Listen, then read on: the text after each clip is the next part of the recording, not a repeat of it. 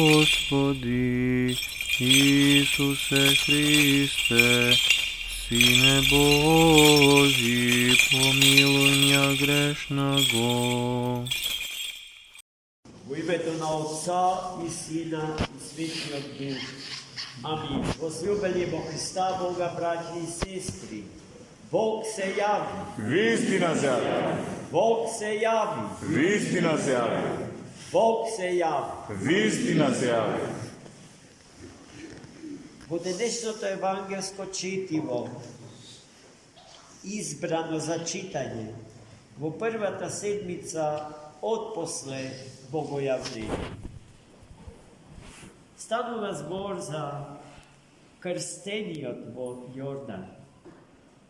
Нашиот Господ и Спасител Исус Христос. Затоа што со него потоа се случуваше? Самата евангелска перикопа е кратка, но пребогата со важни информации за нас и со необично значајни одговори на претешки прашања со кои што се занимава нашиот човечки ум. Прво да кажеме што се случуваше со Христос откако се крсти. Тој се врати во Назарет, во градот во кој што живееше со своите родители. И токму тогаш и таму ја чу печалната вест за мъченичкото страдание на својот крстител Јован. Продромот, пророкот и крстителот Христ. Смртта на Јована беше свирепа и вистински злосторничка. Затоа Христос реши да се повлече во помирни предели од светата земја.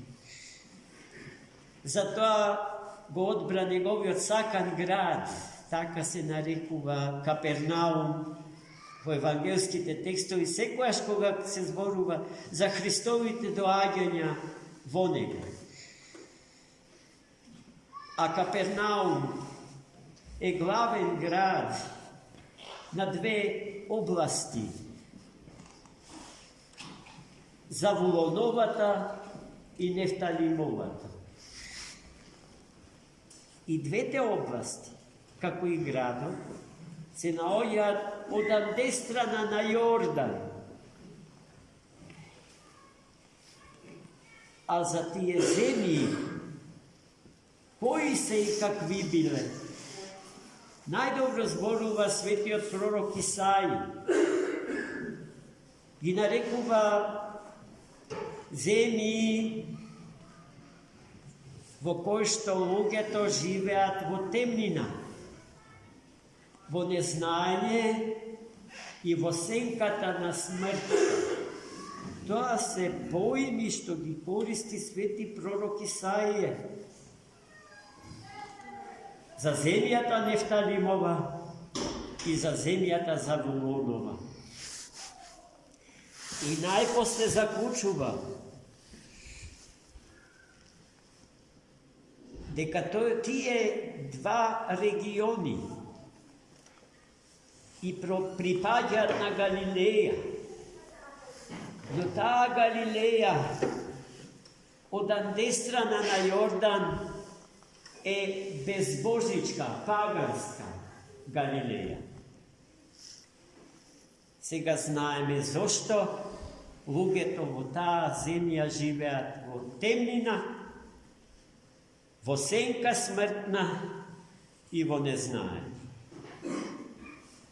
И самиот пророк, уште во Стариот Завет пророкува, дека таму ќе дојде Христос, Месија, и ќе заблеска со својата духовна светлина. И еве го Христос токму таму. Од Назарет доаѓа во Капернаум. И не случајно, браќа и сестри, токму таму ги кажува неговите први зборови, со кои што ја почнува својата проповед, својата месијанска мисија во светов. Покајте се, зашто се приближи Царството Небесно. Еве зошто Христос е потребен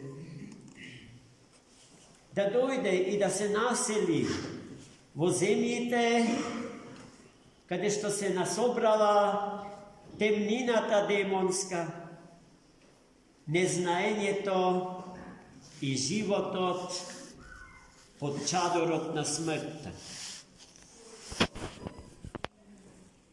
Денешната планета Земја е преполна со такви региони. Ке можеме ли да ги наброеме? Христос треба секаде да дојде и доаѓа, браќа и сестри. И ни се дава. И не само преку најсветата книга, туку реално ни се дава од светиот путир, за да се храниме со него и за да ни биде светлина. Светлина духовна, да ја растера темнината на незнаењето и на смртта, кои што мораме да признаеме, се повеќе и повеќе царуваат со нашава планета.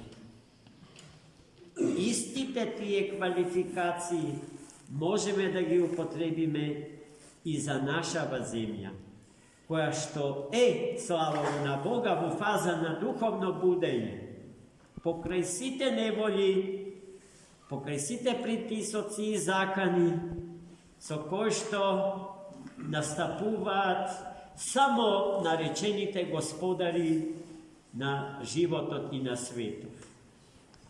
Но постои само еден вистински господар и само еден вистински животодавец, а тоа е Христос, носителот на божествената светлина, за која што светиот пророк Исаија убедливо зборува во денешното свето евангелие. Затоа, најмили мои, нема вистински живот без Христос, да не се лажеме.